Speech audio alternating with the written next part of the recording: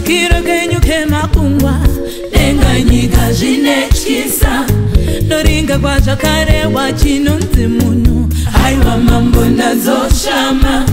Unyanzvi neukotsveri newemando Tinopa chipo chiri chekutenda Noringa kwa zvakare wachinonzi munhu Aiwa mambo ndazoshama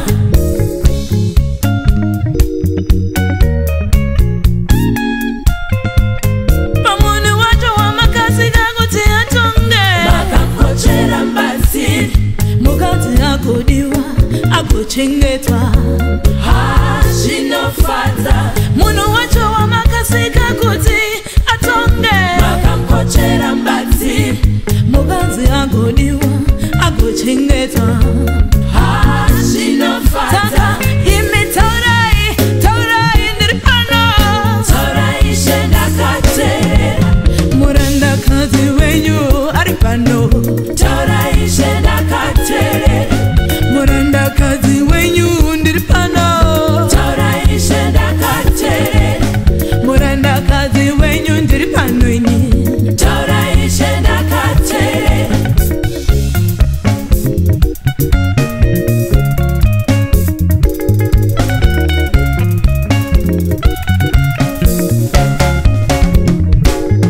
mukadzi ndiye amai vedzinzare kwaJakobe ndimi amai vemhuri yakakurisa ndimi amai tinoremekedza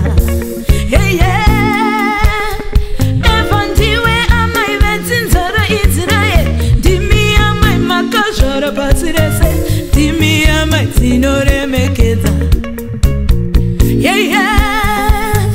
ndiwe amai makazvara pasi rese ndimi amai vedzinzara Abraham ndimi amai tinoremekedza mukadzi ndiwe amai vemhuri yakakurisa ndiwe amai wakabara pasi rino ndiwe amai tinoremekedza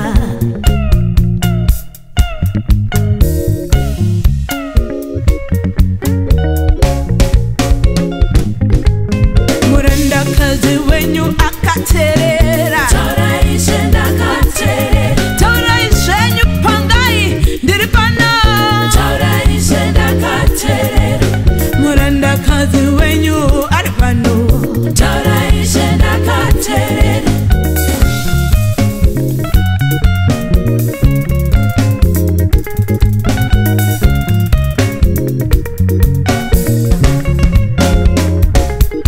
asi murume wemabuya makandisekera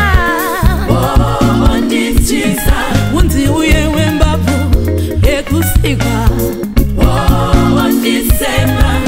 kuzvambaradziwa kupotwa nemakanaya